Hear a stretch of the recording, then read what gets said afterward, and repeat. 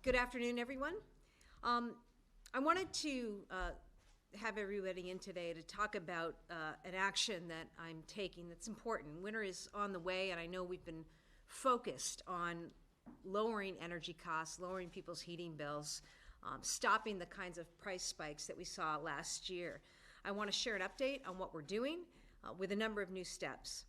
The bottom line is that gas and electric bills are too high, too volatile for people in the Northeast, and so we're doing everything we can within our power to cut them down. Now, here's what we've done to date. To lower energy costs, we know what we need to do.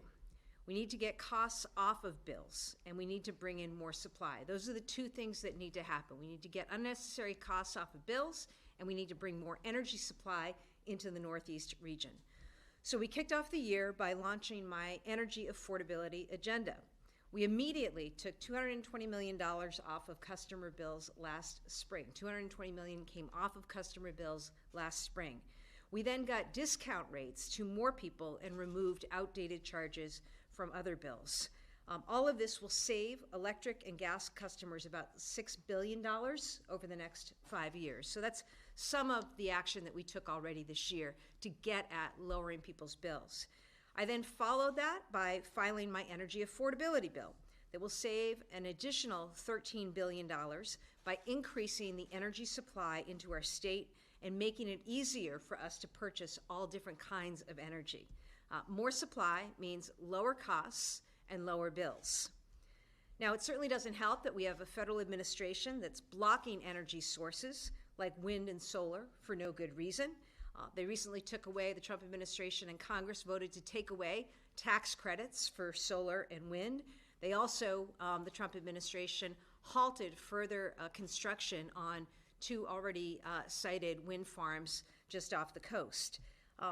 The Trump administration has also made things more challenging for us by adding tariff taxes to many of the supply chains that energy suppliers need to build the infrastructure that they need, and that has also raised costs. So Donald Trump continues to do things that drive up costs for all of us, including when it comes to our energy bills. But as governor, I'm focused on doubling down on what we can do within our power to lower people's costs and to lower their bills.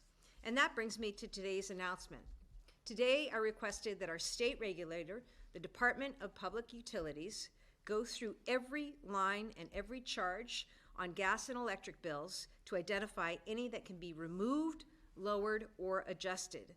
Every dollar has to be justified. If there isn't a real customer benefit there, it should come off the bill. This would be the first time the Department of Public Utilities has done something like this, but I believe it's absolutely necessary. I'm also requesting the DPU to carefully scrutinize the proposed utility rate increases that are before them right now. These rate hikes are unaffordable for people. In fact, tonight my administration will be down in Fall River testifying on the proposed rate increase by Liberty in that area. I've also called on DPU to focus particularly on infrastructure costs. They should make sure that every dollar that utilities collect for infrastructure is necessary and that it's used as efficiently as possible. Finally, I urge the DPU to expedite new solar power construction before the Trump administration's rollback of federal tax credits. All of these things are important. All of these things, in my view, must happen. I want to say a word about energy supply before we close out. We know, as I said, that to lower energy costs, we need to bring in more energy supply. And that's what my administration and I have been about. We've been talking for a long time now about an all-of-the-above approach when it comes to energy sources. That includes gas and wind, solar, hydro, and cutting-edge nuclear technology. This month, we partnered with the University of Massachusetts Lowell to drive the development of an advanced nuclear and fusion energy process to bring affordable power and good jobs to our state. That's how committed we are. We also continue to lean into solar, which, by the way, is the fastest and cheapest way to bring more energy online. I convened just 2 weeks ago leaders across the solar industry to meet with me and my team to talk about ways that we can bring solar development about in the Commonwealth more quickly. How do we bring more solar online more quickly in Massachusetts? It was a very productive conversation and meeting that we had. We also moved forward on an emergency basis to change our regulations. We did that earlier this year to make it faster for us to develop solar in Massachusetts. This program will also create jobs, and importantly, it will give customers in Massachusetts $300 million back in savings and benefits every year. That's an additional $300 million in savings every year when we do this. I'm glad to announce that this program begins accepting applications for development starting tomorrow. Our goal is to bring the equivalent of one power plant online in terms of solar energy in the next year alone. That's what we expect to build out with the solar deployment. It'll be the equivalent of about 900 megawatts of energy, which is the equivalent of one power plant. We're going to do that by building out this solar as quickly as possible over the next year. We're acting with urgency to do all of this. The DPU action we're calling for hasn't been done before, but it's necessary. That's because we're a great state, but things cost too much. And I know our families and our businesses need relief, and that's what I am looking to provide. It's why we cut taxes, we cut college tuition, we cut the cost of housing for seniors and ban broker fees for renters. We're doing the same thing when it comes to energy. Every single one of the actions that we're taking and that I'm talking about today is focused on one thing: saving you money. And we're not going to stop until these costs come down. Thank you, and I'll be happy to answer questions.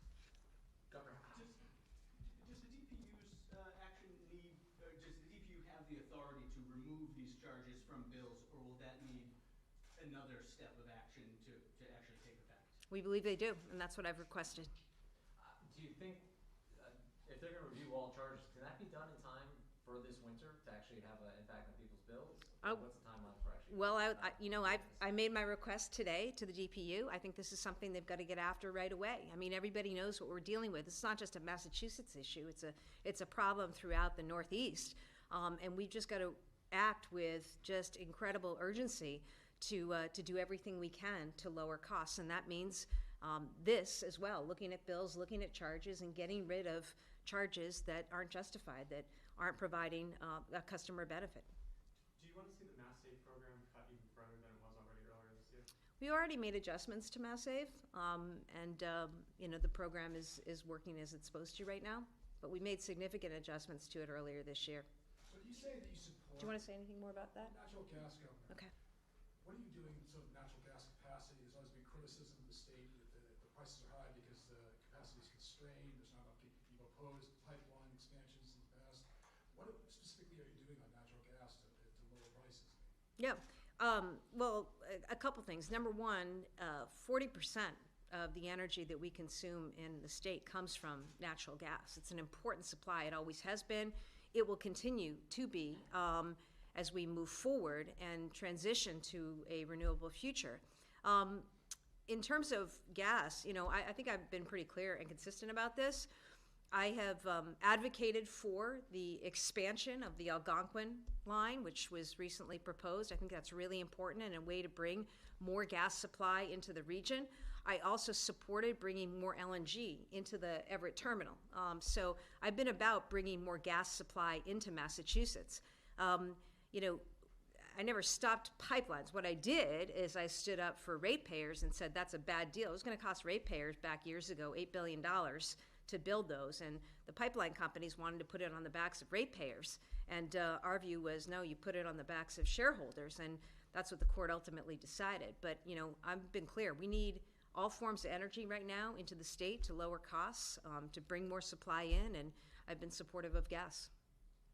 Governor, off topic, but the government shutdown is entering week 2 now. Is this still a fight the Democrats should be pursuing, or should they be signing on to this clean CR for Republicans?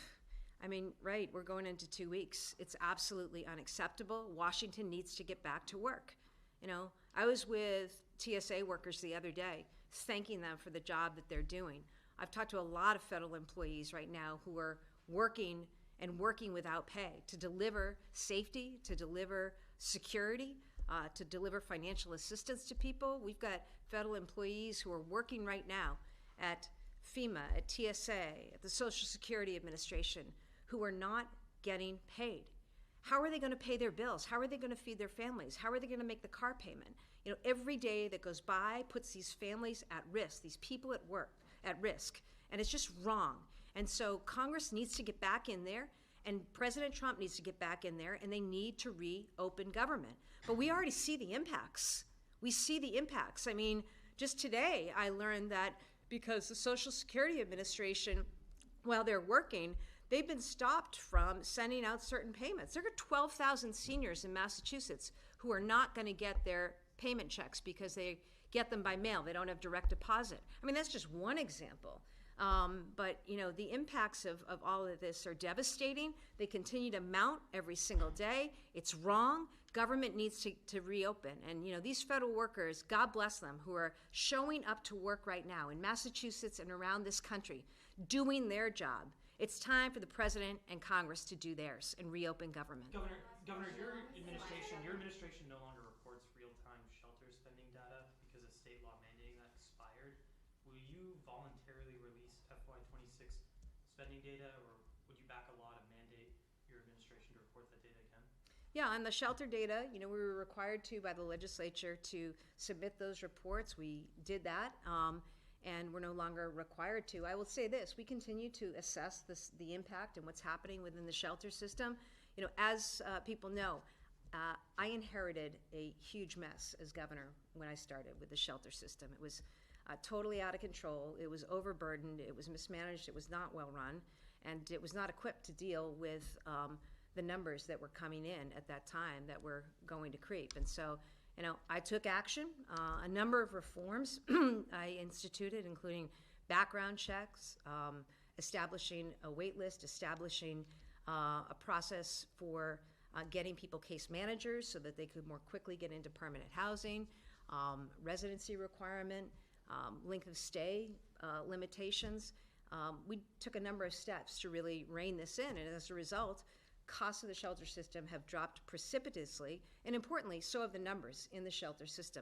We're going to continue to assess things and evaluate things as we go, but we took important steps. Will you release FY26 data, Governor? Your response to Kristi Noem's video message that she once played at airports, including Logan, blaming the Democrats on the shutdown, and also if you have any remarks about the 13-year-old Everett boy who was detained by ICE and sent to Virginia. I mean, Secretary Noem is a walking violation of the Hatch Act, as are so many members of the Trump administration. I mean, day after day, it's unbelievable. It's outrageous. And, you know, if you want to get into politics, the Republicans control the House of Representatives, the United States Senate, and the White House. Do your job. Get back in there and reopen government so that, you know, people who are working right now can get paid, and so that the American people who rely on so many of these services from our federal government and federal agencies, whether we're talking seniors or veterans or, you know, little kids, can get those services. And it's disgusting to me to see this go on day after day. You know, I just, in the strongest terms, just say, do your job. Do your job, get back in there, and reopen government. There's a way to do it. There's a way to do that. They know what they need to do, and it's on them. Governor, you plan to attend the protest on Saturday? On Saturday? You plan to attend the No Phoenix rally? Oh, I don't know what my schedule will be on Saturday. Governor, just follow up on that. You were asked about the Everett 13-year-old being detained and moved out of state. I mean, do you feel that is, as we're learning the deals, a proper action given his age? Yeah, you know, Matt, I don't know enough about the circumstances of that particular arrest or detainment. I continue to say, though, that what I see out of ICE here in Massachusetts and around this country is just wrong. You know, the Trump administration president said he was going to come and take the worst of the worst from our communities, and I've said I support any efforts to address public safety issues here and all across the country. I say that as a former AG and as a prosecutor, but you know, that's not what we've seen. When you see a teenager picked up on his way to volleyball practice, or you know, construction worker or landscaper workers just, taken from their trucks on the way to work. People who've been here decades, paying taxes, raising families, contributing to our communities, now just ripped from their neighborhoods, ripped from their livelihoods, and ripped away from their families. That's not making anybody safer. Governor, One you- more off Thank you. topic and then we'll go. Sorry, One on sorry. topic, I have a two-part. One, Yeah. I talked to a number of energy experts who feel that programs like Mass Save were kind of unfairly blamed for high energy costs last year. Wondering if you think that's true. And two, as part of your request to the DPU for review, are you asking them to look at all at utility rates of return for certain capital investments? Yeah, well, I'm going to let Secretary Tepper speak to both those things. I will say, though, just to underscore the action that I took today with DPU, it's exactly that. It's to look at what the charges are, and is there a customer benefit there, and what is the ROI to the customer who's paying the bill. And if there are charges there that aren't justified and aren't to the benefit of customers, then those should come off people's bills. Yeah, what's driving increases, I'm too short for this, what's driving increases is infrastructure costs and supply cost. For both electric and gas? Yes, Mostly gas. yes, both. And so what this does is to look at all the charges, including looking at the utilities and how they're spending money on infrastructure and making sure that we're using it as efficiently as we can, the stuff we currently have, and that we're building stuff in a way that's the most cost effective as possible. Do you feel like Mass Save was overly blamed for last year's? We took some money from Mass Save, the DPU did, and I think we're moving along in a good direction. All right, Governor, thank you. Governor, Thanks, Governor, guys. Push to investigate sheriff's department Thank you. budgets.